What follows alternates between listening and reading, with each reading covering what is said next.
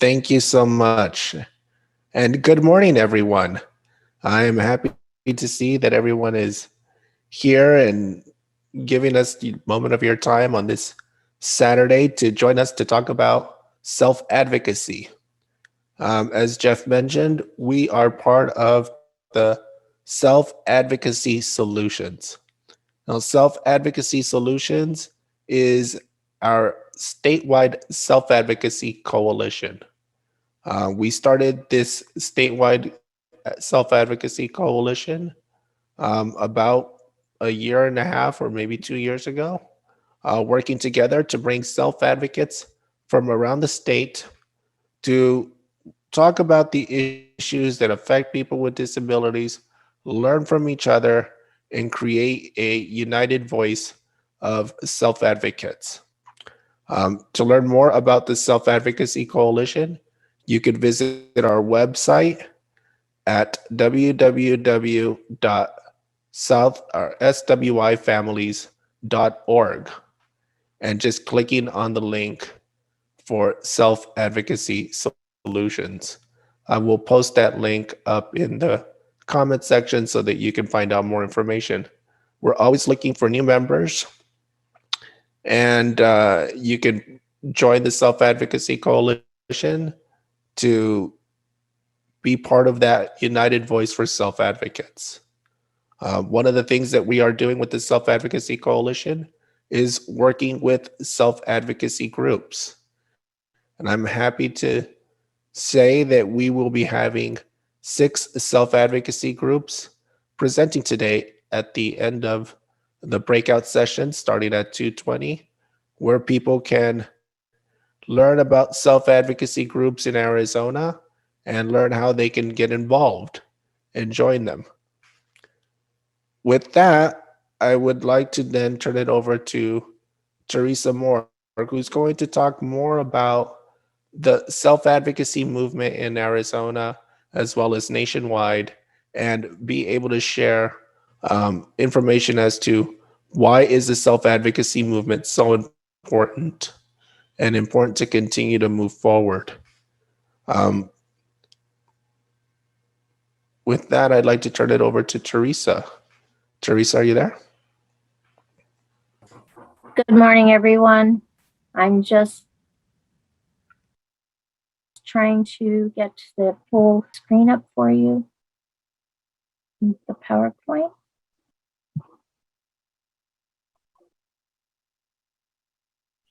Now, is that working for everyone? I'm not sure if you can see it yet or not. Yes, we can see it. Okay. And then I'm trying to see. That's the really hard thing, is that sometimes the screen blocks things when you are trying to.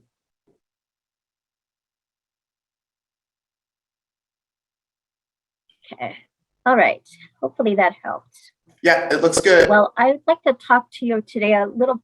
Okay, great. Thank you so much. I'd like to talk to you about the self-advocacy movement in Arizona. We have actually been involved in the movement for quite a long time. The movement itself started in the 60s in Sweden, and it was because families who were starting to question whether institutions were the right place for their children to go if they had a disability, was because that was the preferred way when things started for a lot of people with disabilities, is that doctors would recommend that people be placed in medical care in an institution. And in Sweden is where they started questioning, is this the right thing to do? And then in the 70s, we started having some of those international groups come and visit the United States.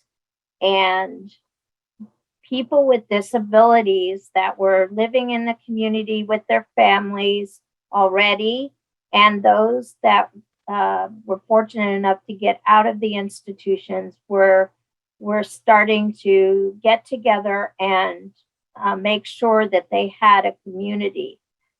It really started with families caring about whether individuals had someone that they could count on, for friendship and just to so their adult children as they grew up would have somebody in the community that they could call a friend and spend time with and not be so lonely, because when they were in being taught about the institution, they did not really get to, it was more like a hospital. So it really wasn't um, a place where you developed a lot of skills or anything. It was more about medical treatment. So they didn't have a lot of skills about how to make friends and keep friends. And so parents were really concerned about that. And they were also concerned about education as people with disabilities started getting out of the institution, because we were finding out that those weren't really the best places for people anymore. There was a lot more options, and we had learned a lot over time. And so in Arizona, I'm going to jump ahead a little bit. We have the Arc of Arizona and its chapters all around the state started building self-advocacy groups inside of the day programs where people were spending their time. And these groups were for anyone who was part of the day program or the work centers to attend and have relationships with their coworkers, and they got staff to help do activities and extra things with people so that they could start developing some of those natural skills that they had maybe they just didn't have the experience with before. And so we need to make a huge shout out. Let me see if I can do this now. To the ARC of Arizona chapters. At one time, they were it for people coming out of the institutions. The chapters all around the states hosted different groups, and some of them started even hosting groups out in the community. And that was a big deal because then other community members with disabilities could come and be part of their activities too. So it made people less afraid of us because they didn't know us, because they didn't grow up with us in the typical school setting. A lot of people didn't know that the people with disabilities were even around town. So this was a huge effort to make sure that people had those skills. And this is when I started coming into this movement. It was in the early 90s, and I went to what used to be called ABLE, is now called Ability 360, and Raising Special Kids. They hired me to help bring SABE, which is Self-Advocates Becoming Empowered, SABE. They wanted me to try to help bring more of an interest in getting involved in issues to our state. The ARCs had the specialty of making sure people had community and activities and things like that, but they didn't have the expertise to help the individuals learn new self-advocacy skills necessarily, like it would be for a person with a disability who brought that experience. So when I would talk to people, of course, they would be very relaxed, and they would tell me, whether staff stuff was working and things like that. And I, worked with our, two groups and helped build up some relationships, and Ability 360 then helped us get connected to SABE. And then SABE, who is the national board, who is really involved in making sure that people know what the issues are, things like Social Security, Medicaid, and all of the different programs that people are involved in, and how they're, sometimes at risk if we don't know what's going on. All of a sudden, funding gets cut and the people don't understand what's happening. And it's very scary for people when they've been doing something for a long time and then all of a sudden it's gone. And so what SAVE does is they help teach people about the different information that people need to know in a really friendly way.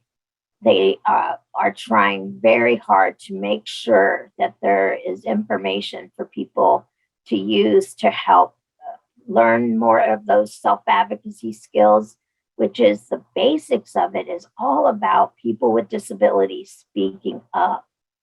And that was a little bit of a new idea too, because pretty much until that time, the self-advocates weren't going to the Capitol and meeting with legislators. And it's a lot harder for our legislators to, deny us if they have talked to us and realize that when they take away something, it really makes a difference in our lives, and it hurts us in so many ways, and it hurts our families and those who care about us and our guardians and our friends. And that was one of the things that SAVE wanted to do, was help Arizona develop that network. So when I came around, and I'm going to try this again here, there was all kinds of activity and information going around. And some of you might have heard back in the 90s this thing called the self-determination movement. And that meant that people with disabilities wanted to have a say over the services that they get, which is really something that, most of the time we were taught to say thank you, and we're grateful for the help, and we appreciate that, and not really challenge what was going on. So we started asking questions like, how many hours do I really get? And what can I do with that? What's some flexible things that I can do with that? What's creative things that I can do with that? What are some of the things that my staff can help me with that they're not helping me with right now? And so that made a huge difference for a lot of people. And so we started working on that. And as we're working on that, other groups are being created and supported by different family organizations, like YACAS, the Youth Action Council of Arizona, was being supported by Southwest Institute for Families and Children. And we also were working with the Statewide Independent Living Council, and they wanted to help with leadership development, because we said, one of the biggest things is that we don't have enough people that feel strong as leaders to, take charge of these events and this information that we're trying to get to the legislators. And so they started really working hard to make sure that when this group of leaders in the 90s started getting older, that there was young leaders that came up, and we built a coalition. It was called the Self-Advocacy Coalition of Arizona, and it did a lot of incredible work and developed a lot of training for self-advocacy groups. They learned how to do testimony at the legislature, and we fought for rights for dental care, and we fought the R word, which If you are a person who's not familiar with that, I'll only say it this one time. It was the word retarded. For people who are medical, it's a diagnosis. For people who have a disability, it's an insult. And we wanted to put an end to the R word because it was used to talk about us in a negative way, not in a helpful way. And it hurt our feelings when people started using it all over as kind of like slang and using it to hurt people. And we knew that that's what they meant when they called us those names. And the teasing was really rough for a lot of people, and it still is to this day. But we're trying to model for the country and for the states that this is not okay to call things this way anymore. And we got the R word taken out of the paperwork for the Division of Developmental Disabilities. And so that was a really huge deal to make those changes so that people did not have to hear themselves be leveled or anything like that. Because in the federal definition, it's all about the things that you need help with and support with, and what your abilities are and where you need assistance. And so it felt less attacking that way. And so the coalition did help change that in the Division of Developmental Disabilities. That was one of our biggest things. And the dental care. And every once in a while, we have to still go and fight for things, but and there's a lot of things going on right now that could affect our funding. But right now, with the CARES Act, we are seeing some improvements actually in what our direct support workers or our caregivers are being paid to help us. And so that in its own way, because of the pandemic, they saw a cut in all of the staff, and they were concerned about that. So they put some dollars into it, and now it's helping the service system.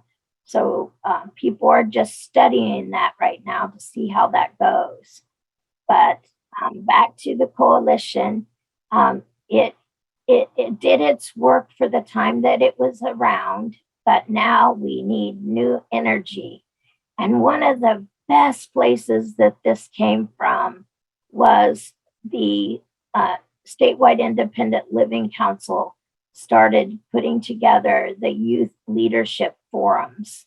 And that opportunity introduced so many young people to self-advocacy, and hopefully they won't have to have the same issues. They can move us forward.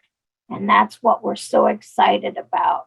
So that Diversability Incorporated is the one that hosts the youth forums now. And when you get done with the training, you become a youth alumni, which is wonderful because it will continue to help young people in Arizona prepare for leadership roles in their own organizations and in organizations around our state. It is a statewide opportunity. And so if you have not talked with them or got with them, it's a wonderful opportunity for young adults to participate in. And so I'm always so excited to present with them. They're very interested in the work that we do in voting and being involved in committees and boards and those kinds of things.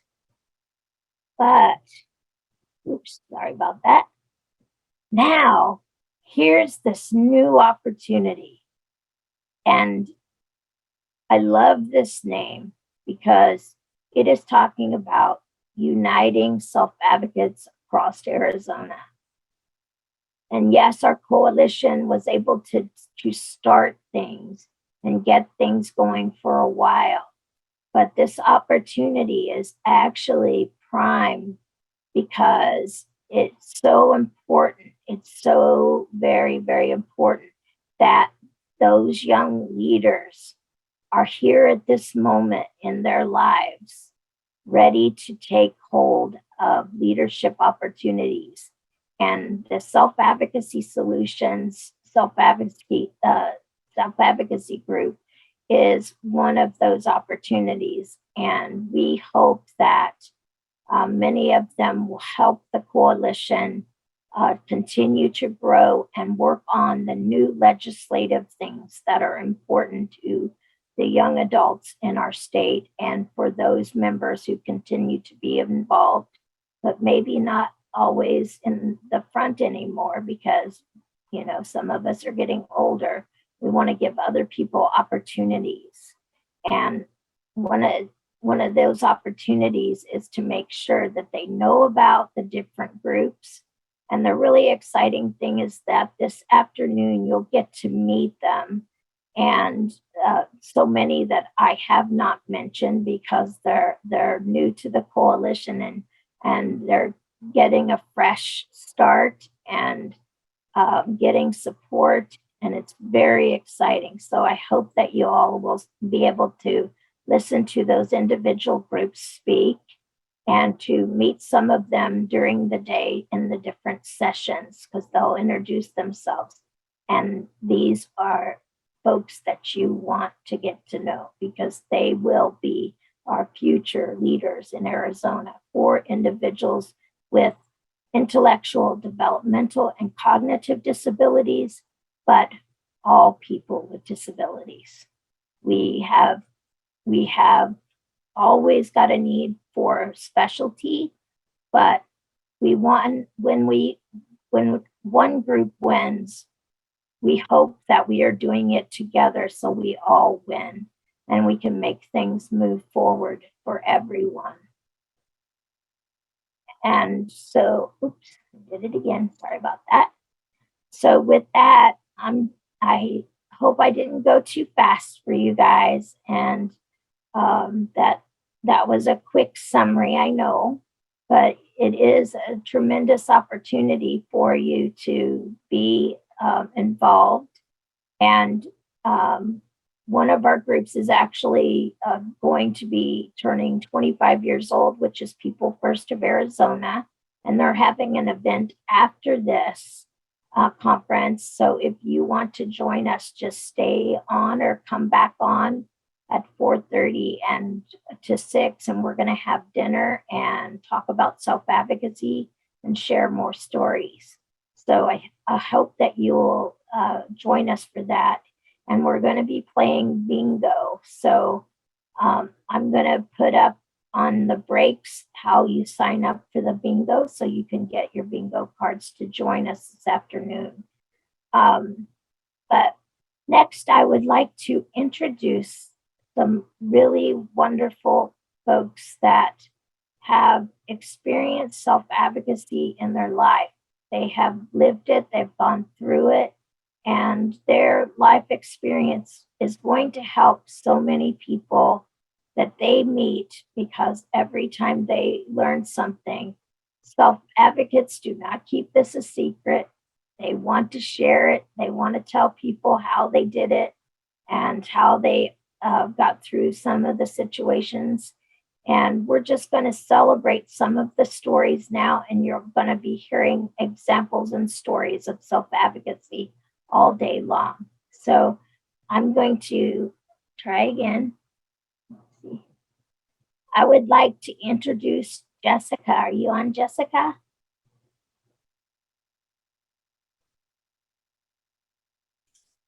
She is here and she can unmute now. Yes, I'm here. Thank you. Okay. And Jessica is going to, when she talked with me and we had our brief interview, one of the things that she said is, I'm expanding my world. And so what I would like to do is, Jessica, if you could please introduce yourself. Yes, my name is Jessica, and I'm a person with a disability. And what I know, transportation can be an issue for a lot of people in Arizona and who live elsewhere. It's a huge barrier for people with disabilities. I know we have options like Dial-A-Ride and things like that. However, I'm not sure if I just wanted to kind of give a quick overview of what I use. I'm not sure if people are familiar with it. There's a thing called travel training, and it's through Valley Metro. And what you do is you go through an assessment, and then if you qualify, they take your picture and send you a platinum pass card in the mail, which is good to take the city bus, the light rail, and it's really amazing because I can actually get to Fry's and Desert Ridge and places myself that I didn't know how to get to before using the bus, which is very convenient because I don't have to inconvenience people or leave on their time. I can do it independently. And some people may have heard of it, but it's just another option other than what we have right now. And the bus pass is good for 3 years, so you don't have to pay for a bus pass. You just scan it, and then when the 3 years is up, you get another one, and it's just been very, very helpful. It is a program that I highly recommend. And basically, what they do, the travel training, they come to your house. You choose a route that you want to go to. So if I want to go to Desert Ridge, I can. And so what they do is they ride with you and show you the route, show you what bus to take, show you landmarks. And then after that, when you feel confident, they will let you do it by yourself. And maybe if you would like, they would drive their car and like follow you so that you don't get lost. And then once you feel confident and you can do it by yourself, then you can do it by yourself. And they can do this not only for one trip but multiple trips. You just have to, I would just suggest asking. Like I said, they can do this for multiple trips, not just one. So if you would like to go to Desert Ridge or anywhere, basically, you can do that. And it's really, really helped me tremendously. And I honestly didn't know it existed. So I think very highly of the program, and if interested, there's an application on Valley Metro that you can fill out. And I cannot thank the program so much because, like I said, I can get to a lot of different places. So very highly about the program, and it's wonderful. So that is another option for people with disabilities. So I just wanted to let people know, because transportation is a barrier for a lot of people. And let's see, there's comments or chats. How much is the Platinum Pass? So if you qualify, the Platinum Pass is free. You have to do an assessment, and the Platinum Pass is free, and they send it to you in the mail, and it's good for 3 years. So if you have any questions, please write them in the chat and I will be happy to answer them. I believe it's available in Tucson. And I believe it's throughout all of Arizona. I know that the travel training, they work not only in Phoenix, but they do help people in like Chandler and throughout the state of Arizona. And what we know from our advocacy is that if there's a program that's in one part of the state and it's not in your part of the state, it's a really great opportunity to learn about it, to talk about it, because there are amazing transportation grants from the federal government to help things get started in rural communities, and that is one of their major focuses. So there is funding for groups. You just have to be, dive right in and look into it. One of the things that I remember you talking about, Jessica, was that it saved you a lot of money. Do you want to talk about that for a second? Sorry. I was making sure I wasn't on mute talking to myself. Yes. So, Uber and Lyft can be great. They're great resources. However, it can be costly depending on the time you set it up.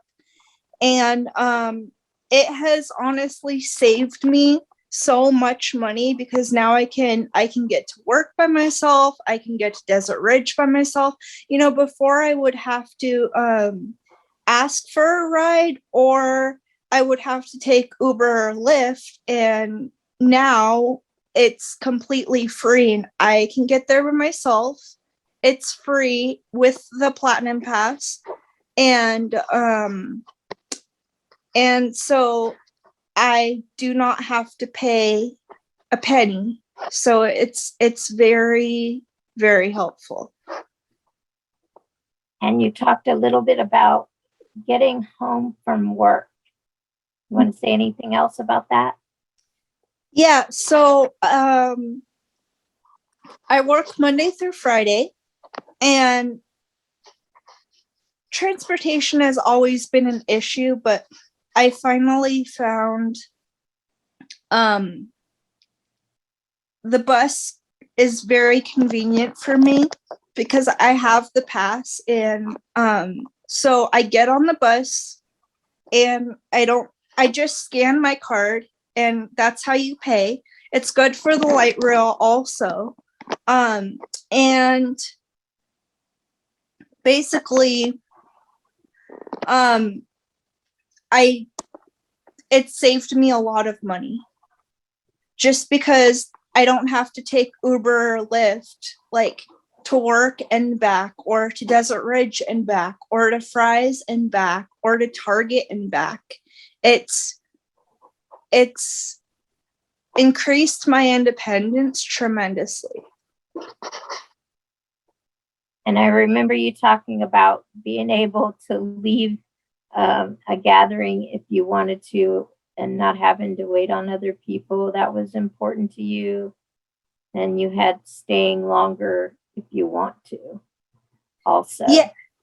Yes. So if I would basically have to, if I went somewhere, I would have to leave on the person giving me a ride, like on their terms. And I understand.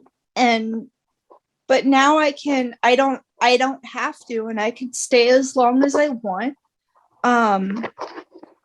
So I do not have to. I could just leave and come whenever I would like. And so, okay, I'm just reading the comments. So this pass covers transportation on public transportation, correct? Yes, the city bus, the light rail, it is covered, yes.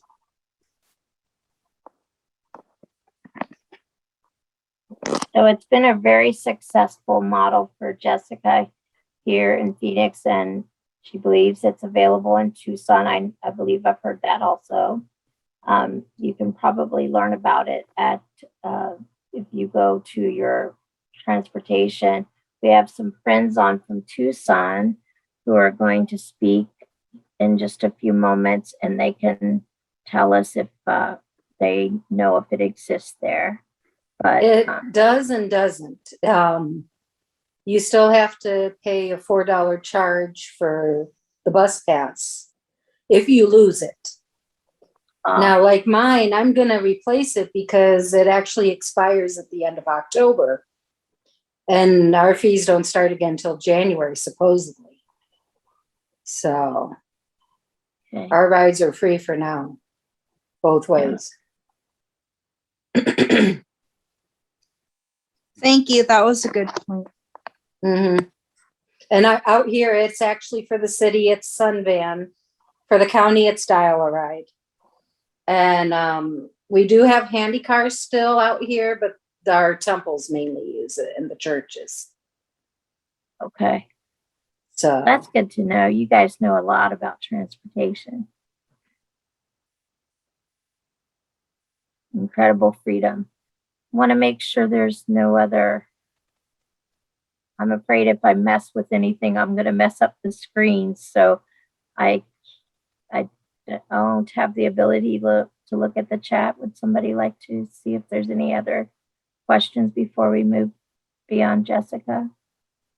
There are no other questions. Okay, thank you. So I would like to introduce Jermaine Moore. And Jermaine Moore is all about, I am free to be me. And he and I have been friends for quite a long time, but one of the big issues is what he's going to talk about today. And let me move to the next slide. Jermaine, would you please introduce yourself and tell us how you have used self-advocacy? I am Jermaine Moore, and I use self-advocacy. Need you to speak up a little bit if you can, okay? As you can tell, I'm also blind, and I'm in a wheelchair also. And He's getting a little closer to the microphone, I think. I'm in a power chair, as you can tell. Mhm. And I use self-advocacy for that, because my insurance didn't want to give me a power chair, and so now I got one. So yeah, And- due to the fact that he was blind, they were arguing about if to give him a power chair or not. And it went back and forth between them and the doctor, and finally Dr. Murray got it. Not just Dr. Murray, but the person who came out, Brian, from New Motion, came out and figured out the type of chair Jermaine would need and what it would do for him. Yeah. What his more important needs were that didn't include his being blind. Right. So, Jermaine, do which you want was to tell us about how it changed your life to get that chair? It changed my life because I still have people drive me around, but I can get around the house, and I can go anywhere I want to with help. Yeah. So I like that you had a really great doctor who helped you. And sometimes you have to keep asking to find that person that's going to be that advocate for you. What did he do for you that made it different? Well, when Jermaine came out of the coma in 2010, we actually had to go, as I like to say, on a doc search, because our doctor had retired by that point. And he retired, actually, I think, while Jermaine was in the coma, unfortunately. So we had to go on a search for a new doctor. And I had found Dr. Murray was about, say, within 10 minutes from us at that time. And, you know, I didn't just go to him by myself. I actually took Jermaine with me. And the two of us told our different stories, obviously, to him. And, you know, we explained the fact that, you know, and I think he had already realized, even though Jermaine was blind, he was very bright. And he knew that Jermaine could do anything he set his own mind to. So Yep. he was just as determined for Jermaine to get him the power chair as Jermaine was to get it.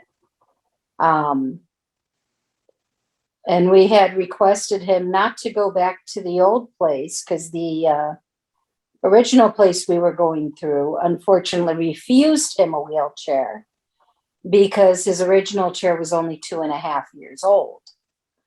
However, in that chair, you could just see him sliding out of the thing.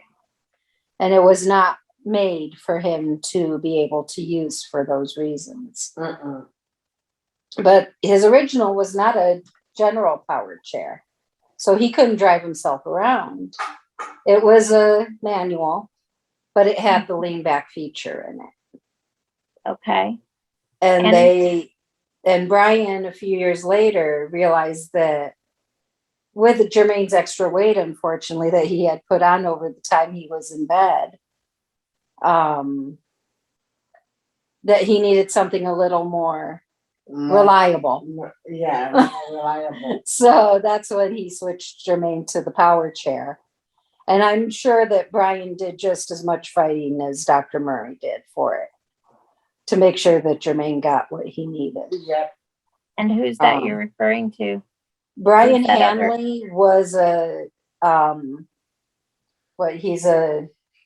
he has like a PTOT license. I think it's a little of both. Okay. But he was more experienced with building wheelchairs. Yeah. I see. So he understood, you know, that, yeah, Jermaine needed a chair, but he didn't just need a generic chair. He needed Right. something really special for him. Right. That would work for him compared to like working for the next person. Mm-hmm. I mean, Right. I asked him just to give me a generic power chair, but Jermaine wouldn't do good with a generic power chair. So Yeah. Right. So Because I would be on my butt all yeah, day long and out. right. Yeah. so it sounds like you had a couple of really great co-advocates, and the reason that it worked for you is because you used the time that you were with them to make sure they got to know you, and that made all the difference. They started to care about you as people and to Yeah. make sure that you had a life, and a life that you could do without getting injured or having other people getting injured. That was one of the things that I remember you telling me, Jermaine, is that you knew that it was hurting people to have to push your wheelchair because it really wasn't set up right for you. Yes. And then I know that you're a very active person. Why don't you tell us what you do every day of the week? You want the full story? Just a highlight reel. How's that? Well, I used to work downtown answering telephones. It was called East Field Blake Foundation. Now I work in the building that I go to the day program in. It's still called East Field Blake Foundation. So I work there Monday, Tuesday, and Wednesday morning. And then I go to the day program on Monday, Tuesday, and Monday and Tuesday afternoon, and Thursday and Friday all day. Thursday, and Friday. Friday I go to physical therapy in the morning and I go to the day program afterwards. So Jermaine has become extremely active. And that takes us to our next example, which Johanna. So I'm As you can tell, I thought what a great opportunity to show a long time relationship that individuals with disabilities have. And Johanna, we called your section, "It is so relaxing." right. And would you mind introducing and telling a little bit about yourself, since we met Jermaine? We Yeah. didn't really introduce you yet. Right. So I'm Johanna. I was actually born with meningitis and have had epilepsy since I was 8 months old. I had health problems as a young adult. So my seizures quit when I was 8 years old. I had no problems, no health trouble. Was doing great. I hit 19. We graduated. I met Jermaine in high school. We graduated. I got to that like November, December, and got super sick again. I caught pneumonia. I got another high fever, which restarted my seizures back up, unfortunately. So I wasn't sure how I was going to go from there at that time. And I can tell you, some of these guys have seen my seizures and they aren't fun to deal with. They weren't anyway, I should say. No. Yeah. I chose at 26 to have brain surgery, and the removal of my left temporal lobe worked with everything, thankfully. So a few years back, for years and years, actually, we were talking about wanting a house. I think from the time we started dating, almost, we were talking about wanting a house. But the only problem was, at the time, they didn't have they had accessible houses, don't get me wrong. But a lot of the accessible houses seemed like they were so expensive. And, you know, on a small fare of money, you can't really pay for a house per se. So when I got a call 4 years ago from a girlfriend of mine, and some of you may know her, Sharon Calloway, she said to me, actually it was 5 years ago now. She said to me, "I got a house," and I'm going, "Wait, you got a house? How the heck did you get a house?" And she told me all about Trish and the program out here. It's a special program for people with special needs and seniors. And they basically don't charge you an arm and a leg for the house, which is kind of nice. You do have to put in a down payment, just like you would on any house. And after that, you pay a small amount every month for rent, which helps with the maintenance of the house and the, you know, keeping it the way it is, hopefully, and keeping everything up. And you get, of course, your own mailbox. We have to walk up the street to the office area for our mailbox, which is fine. And they have like 3 sets of mailboxes around here. It's almost, in a way, the mailboxes are like the apartment complex mailboxes, which is nice. So, and we just kind of go from there. Having this house makes it a lot easier on us. We've always wanted a house, but we weren't sure how we would get one until until Sharon called us one day and said it. And I was like, "Oh, wait a minute. How'd you land up with a house?" Thankfully, around the time she landed up with a house, within a few months, her mother had unfortunately passed. We were expecting it, though. She had been of age and was getting up there. So we all knew that, you know, when she first found out about it, then we chose to come over and ask about it. And we you know, at first they wouldn't take us because, what was it Trish said? I think it had to do with Jermaine's stolen identity, unfortunately. Yeah, that's the only identity. But we But it all later, turned out we came back like a year later, and she put us at the top of the list because she knew we really wanted one, and she knew the stolen identity obviously was not Jermaine's fault. And the things that she had looked at his record and thought that half the stuff that was on his record was crazy anyway, because he wouldn't have been able to do it. Which included like stealing a vehicle and a few other things. Oh, interesting. Right. I was like, wait a minute, I didn't know you could drive. Is there something you haven't been telling me the last 20 years? No. Yeah. So, yeah. So everything that we go through is kind of an adventure. And after you get settled in, and I remember you saying, I can relax. Yeah. Finally, I can relax. And how has it over time changed your life having this home? Well, I think it's made a lot of stuff easier. We pay a lot less than we were paying in the apartments. So definitely money wise, it's made it a lot easier. So we're able to do a lot more and still be able to get out with, Sunvan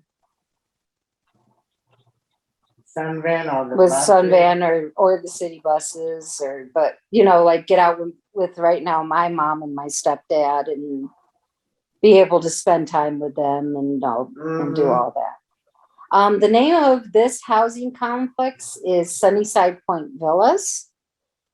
And actually you just go up to their main office up on Emma Maria Street and they can Tucson. let Gotta you make know sure in you tell Tucson. people Yes, it's in Tucson. Arizona. Yeah. We're down in Tucson and they let you know. And I'm not sure what all they take because we don't have any special helping. We have caregivers that do come over through Catholic Community Services to help Jermaine during the week. And I take care of them on the weekends. And then, but yeah, there's the housing area is called Sunnyside Point Villas. And it covers from Park Avenue to First Avenue and going the other way. So, yeah. From Irvington to, I don't know where exactly the other street is that ends it from Irvington. But it's Yeah. off of Irvington and Park in Tucson. Okay. Yeah. And again, just remember all of those self-advocates out there. There are different programs in different places. And if it doesn't exist where you are, you have examples that you can say, well, why can't we do it here? And so, because they have it in Tucson, or they have it in Phoenix, or they have it in Flagstaff, or they have it somewhere. And you have an example to share. And if you don't have those examples and can't find them, then you now are connected to a network of people who can help you find different ways to talk about that kind of information, because that is one of the best ways. Sometimes it's hard for people who don't have disabilities to imagine what it would be like to have something be accessible and not accessible. And, they need you to spend time with them so that they can develop those relationships and see what really works well. And when you're independent and when you're doing your thing and you're getting around good. And then when those barriers come up, those things that get in the way, what is it? And then turn to them and say, what do you think we could do about this? And just ask the question. Get them thinking about it with you, because we don't want to work on this stuff by ourselves so much. Some things you have to, but most of the time, even if you're doing it by yourself, it's good to have somebody to talk to about it who might know of a way to word things or different ways to get you evaluations and assessments that you need to get the things that you need. And that's what self-advocacy can do. One of the things that I remember you talking about, Johanna, was that my husband and I have our own space. And I thought that was really cool because you Yeah. didn't have much space before. No. And in the apartments, you can hear everybody above you and next door to you. Thankfully, here, the houses are far enough separate that you don't hear what people are doing in their own houses, which That's is kind of nice. And just to mention, we talked about, you've also talked to me about how we have room for the medical equipment that we need, the different Right. chairs, the benches, the specialty items that every person with different disabilities might use in their home. And if you are in an apartment that's too small already, and there's two of you who have needs or something like that, it becomes very difficult. And you kind of have to move something to get something and move it back and do it like a puzzle or that Tetris game where you have to keep moving it around and moving it around. And now you've got a house that's big enough for you to have a place for everything. And Johanna also talked to me before about I can do my own things because Jermaine has got his chair now and he goes off on his own and he doesn't need you all the time because you don't have to push his wheelchair. So he's got his own friends and you've got your own friends. And then you have friends that you have together there in the community. Why don't you tell us about what it's like to be part of a neighborhood? Being a part of this neighborhood is really great. The nice thing is I know about, I'd say a good 1/3 of this neighborhood in general, because, for instance, a lot of you may know Sharon Calloway. She's the one we got in here through. And she lives about 6 doors down from us on another street. Yep. So the streets kind of curve around in this neighborhood, which is nice too. And then I know each of our next door neighbors.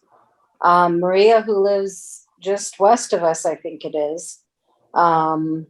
She and her husband moved in here years ago. And her husband unfortunately passed away, but she still holds the house over to my right of us. And the woman we call Cha-Cha, on the other side, she's had her own set of problems over the years. She's been in a couple of accidents, unfortunately, and her back gives her hell beyond hell. But she's trying to so desperately stay out of a wheelchair or be relying on a walker. So she does everything she can to stay as independent as possible herself. And somewhere in this community, her sister, I think, lives as well. Right? Yeah. If I have it right. And her sister's been deaf since birth. So, Dr. sounds like Murray's you- first name, Huh? Key, you're going to kill me, but Dr. Murray's first name, go for Kermit the Frog. Dr. Murray's first name, yes, is Kermit. Strangely I have enough. not met any Kermits before. Neither had we. That's So when interesting. I looked up doctors on the east side at that time, and one of them said Kermit Murray, I was going, wait a minute. Somebody actually shares a name with a famous frog? Yeah. Well, at least it helps you remember it, right? Right. It's very Yes. unusual. Yeah. So, Yeah. It's a rare, it's like our names. It's a rare name, but you know. yeah. Yeah. It sometimes makes me wonder though if like his parents were drunk the day he was born or something. Anyway, But no, we they probably will- just enjoyed the Muppets, so. yeah, we will definitely be supportive and help people who have not lived out on their own, and how you build relationships with people. We've had discussions about that at different self-advocacy meetings, how you build community.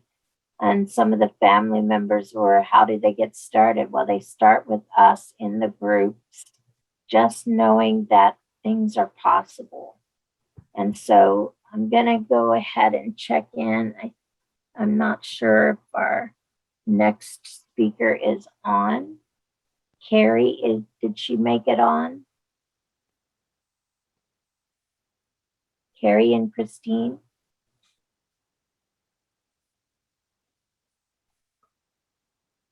I'm kind of trying to shuffle through the attendees to see if she made it in.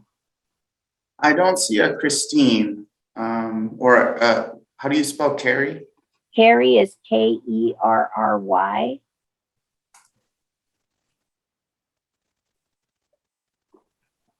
Yeah, I'm sorry, I don't see either. Okay. Well, I will, if it's okay, George, could we not show their PowerPoint Sure, I think we until have. they can join us, and maybe she can present at the end or something before the groups, or it's only a 7-slide presentation. It's very good. And I would love for the audience to see it with them describing it together. Would that be possible? We could look at that and see if Sure. there's some flexibility. So that is the morning panel. I just wanted to check in and see if there was any questions for Jermaine and Johanna or myself. I have difficulty checking the chat without losing what I have up on screen.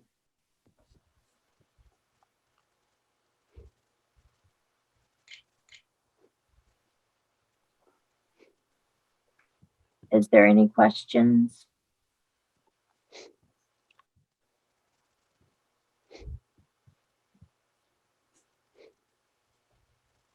I do not see any questions. Okay. Thank you, George, for checking.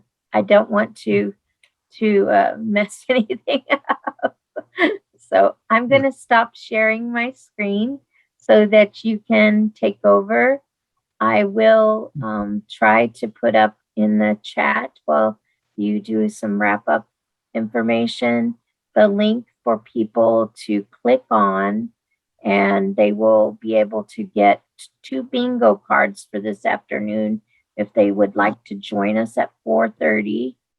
Around 4:15 to 4:30, we'll be getting started, and around 5 we'll start the bingo.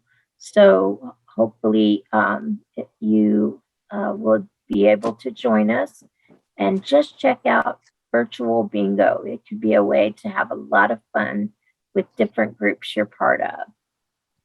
I even figured it out, and I'm not very smooth with technology, so I am tickled that I can do that. That's a word anyway. Tickled? Right. Amazed? Surprised? That I was able to figure it out with Johanna and the rest of the People First members helping me. So we look forward to sharing that with you, and you just click on that. If you're having any trouble at all, I will put my email up too if you're having any trouble with that link, so that I can email them and give them your email to send you back some cards. Okay. Teresa? Uh-huh. Teresa? Isaac is asking if you still wanted him to speak. Oh, I wasn't sure. We didn't get to connect last night, but we did share the questions. Would you like to do that, Isaac? Yeah, I can do that. I just was where did you share the questions? Because I looked in my emails and I didn't see them. Okay. The questions are, we'd like for you to introduce yourself, and how how have you used your self-advocacy? So an example of that's pretty concrete, and how it changed your life because you got something that you needed or something that you wanted. Got it. So I am Isaac Zwinger Nathanson. I am a Are senior you able at. to join us on screen? Can you not hear me? We can hear you. Oh, Okay, go ahead. sorry. I am Isaac Zwinger Nathanson. I'm a senior at the University of Arizona studying psychology and minoring in nutrition and food systems. I am also I work for Diversibility Incorporated, a nonprofit organization that runs AZYLI, Arizona Youth Leadership Initiatives, which is responsible for Arizona Youth Leadership Forum. I serve as the chair for the Alumni Executive Committee for the Youth Leadership Forum, as well as serve on the board of directors for Diversibility Incorporated. And how I've had self-advocacy, there's so many countless things that I can name, but I think the most important one that I can think of is when I went from the Arizona School for the Deaf and Blind to public high school. I think I really learned what it takes and what it means to really be a self-advocate, but also what it takes and what you need to do to become an advocate for others. So I am a person who uses assistive technologies for accessing materials. I am a person with blindness, so I use screen reader software and Braille and other assistive devices that allow me to access materials in a way that is accessible for me. And in a public high school, as you may or may not know, a lot of materials have become digital. And so a lot of them are starting to use Google Classrooms and Google Docs and etc. And those have gotten better with the accessibility, but at the time when I was going through school, they were very inaccessible. And a lot of it wasn't that the site wasn't inaccessible. The school would implement proxies and other security measures so that we weren't in a vulnerable spot. And, that's totally understandable, but those security measures impeded on some of the accessibility features that were available. So I worked with the high school to advocate to allow me to bring my own device to school, and a lot of times they are willing to do it, but they were a little hesitant because they didn't want my computer being a port of entry for security breaches. And so that was understandable. So I was asked to put, a virus protection on my computer, and as well as other things. But I also had to remind professors. I'm in college, so I call everyone professors now. I had to remind teachers that you had to, to please send a document to me in email, or I had to have them, remind them that they needed to send my, assignments or whatever it may be that I felt that needed, I had already described to them in my IEP that needed to be sent to my transcriptionist, who was on site and did anything from tactile graphs to printing out a 30-page textbook, and so I did that, and that went smoothly. But there was always this kind of constant battle between, when I was completing work, when I was getting the work, and so the fierce argument here was that, I needed to have my work at the same time as everyone else. Well, I couldn't have my work at the same time as everyone else because I was getting my work, at most a couple days late, and sometimes even a couple weeks late, because production for things like graphs and chemistry and math are incredibly complex and cannot just be spat out without without it taking time. So we revised my IEP several times to get this to work, and I really learned the inner workings of self-advocacy, and really communicating and getting to know my teachers to be able to say, hey, I'll get this in when I can. In the meantime, is there a way for me to demonstrate I understand the concept? And so we did, that was one thing. And through that experience, I've been able to really put that expertise in my pocket for college. And I still do that for college. I have done it for 4 years, and now I'm helping a close friend of mine who I've known since she was a toddler go through the same process at the university. And I think it's incredible to be able to share this kind of knowledge with people, because you really don't get that kind of mentoring, but you also don't get that experience when you're in public schools, I think, because a lot of how the public schools are ran for people with disabilities is not inclusive whatsoever. It has a lot to do with being kind of out of sight, out of mind, and I think that that's an issue, and I think that needs to be addressed. But I think how this kind of changed my life is now that I'm, I've become a self-advocate. I've been self-advocating for blind people with blindness for a very long time, but now I'm on even in the bigger scope of things, and I work for an organization that works to improve youth of Arizona as well as youth across the country to gain control of their lives and to advocate for themselves on what they want to do, because it's at the end of the day, it's their life, and they should be able to dictate how they want to live. And I think that that's the most powerful thing you can give anyone. And I think that it's important that we reevaluate how we approach that kind of autonomy. Thank you, Isaac. That was a wonderful presentation and great examples of using self-advocacy and never giving up, fighting for what everyone else gets, and trying to make the best experience possible so that you can build the future that you're thinking of and that you want and that you're not going to give up on no matter what.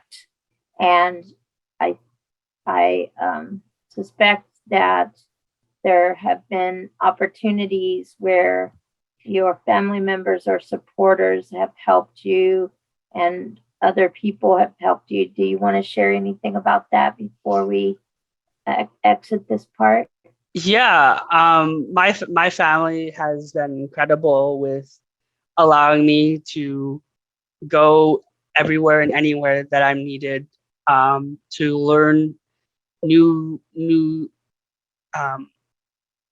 when I was younger, to learn new skills that I needed to know, and that would be some other some blindness skills, such as cane, how to use a cane properly, how to cook, clean, and kind of manage budgets. Kind of we learned different things. We also did recreation activities, and we would do this all while completely blindfolded. And that to people is a complete shock. But the reason we do these things is because if your blindness is deteriorates over your life period of time, because it's one of those the blindnesses that affect you over time, you don't want to be interrupted in throughout your life to have to learn those skills later. learn them now and have them in your back pocket and be able to continue your life without having to upend everything and go and learn that. And so we do that at a young age to instill the confidence that we can do things in a safe manner, like cooking on the grill, or go whitewater rafting in a down the Colorado River, or whatever it might be. And so we did these things to allow to to kind of instill confidence and get you out and about. And so they let me do things like that. They've also let me go to conferences and other events that I felt were, and I deemed, essential for me in my pursuit of, living my best life. And so I think, I owe a great immense to my parents for, doing the research prior to me coming into their world, as I am a person who was also adopted from China.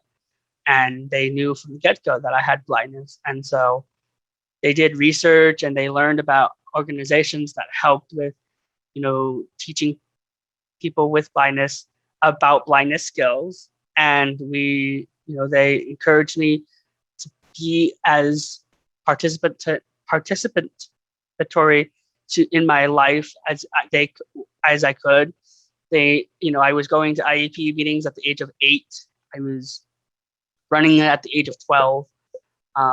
So they just kept encouraging me and supporting me in the way that a person of my peers whose parents were doing the same thing, who didn't have a disability. So they never held me to a different standard than those who don't have disabilities. And I think that that's really important for not only parents, but educators and other professionals to do, to not have different expectations, because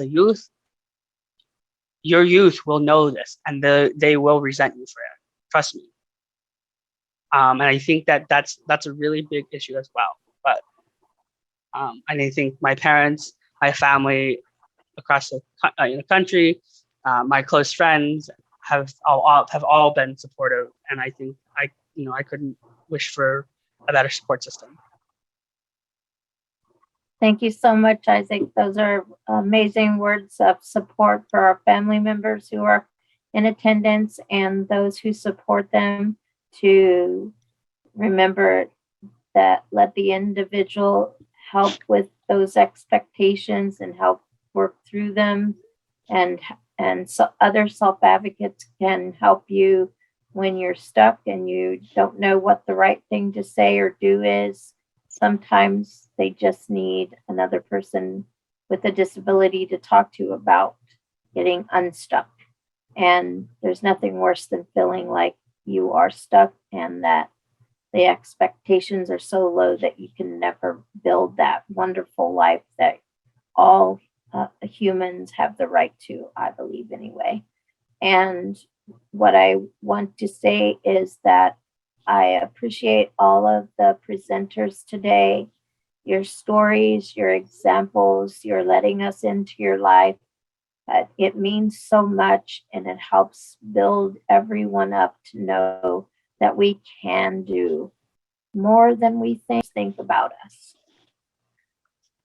So, just so you know, we will turn this back over to George for a few moments for any announcements. And thank you so much for allowing me to speak today. It was very quick, but I wanted you to know that Arizona has a long history of self-advocacy, and it can only keep going with these incredible people that you've met today, especially those youth leaders who are coming up and are having those higher expectations than some of us had the opportunity to get, that we had to fight so hard for. Let's get out of each other's way and make things happen for people with disabilities. I thank you for your time. George? Teresa, we actually have one more question, and Isaac, Sure. could you, I think it's directed to you, but this is from Deborah. Can you share a little more on the process to get accommodations in place for yourself at college or university? Yes. Or who the department is to seek out at a college or university? Yes, that's very important. And I think a lot of people get misconceptions about what is provided and what is not provided. So in a high school or K-12, there is a federal statute that requires public education to provide reasonable accommodations to students with disabilities. I say reasonable because they're not going to give you a flat screen TV. I'm sorry. But so that is a federal statute that they are required to have, and there's a lot more legal repercussions if they don't. In college, there is, I believe, still a statute, but it is not as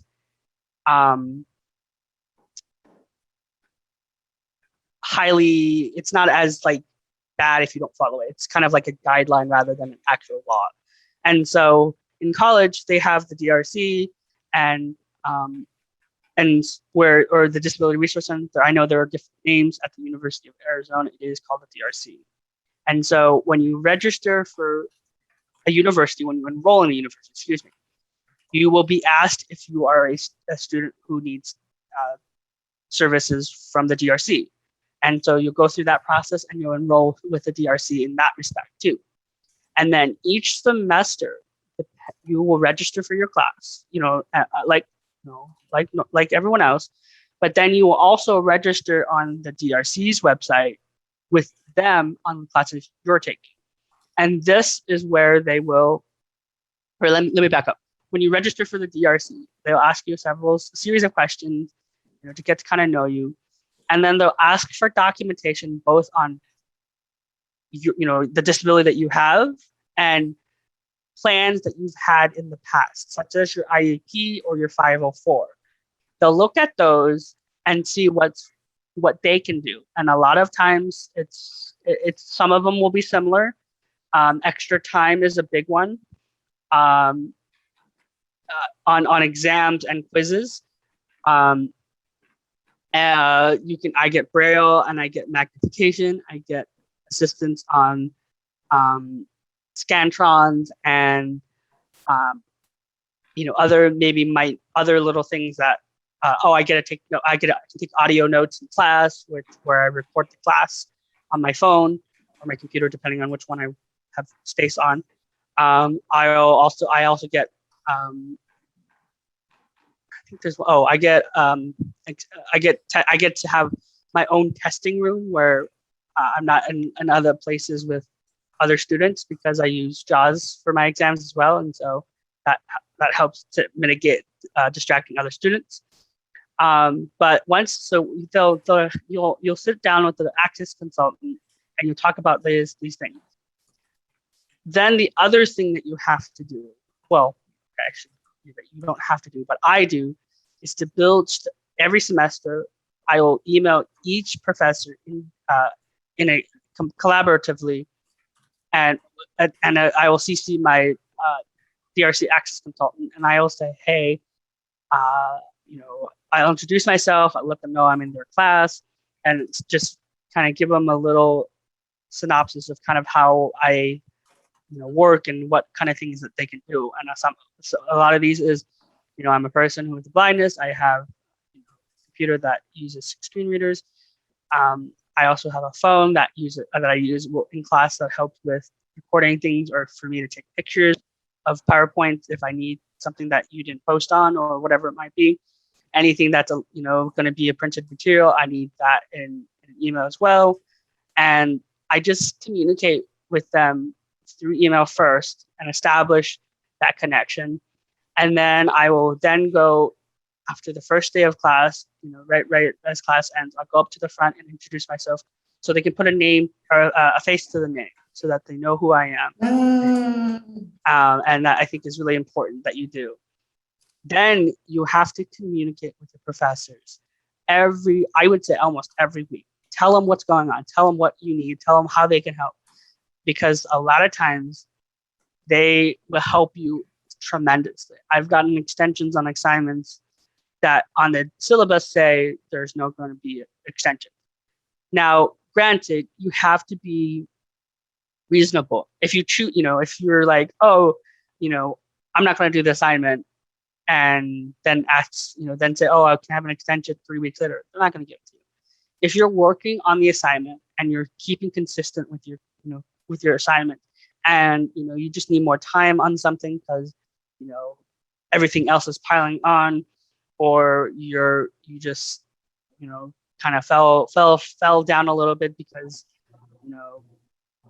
life happens, you can explain that to them. Say, hey, I have this going on in my life.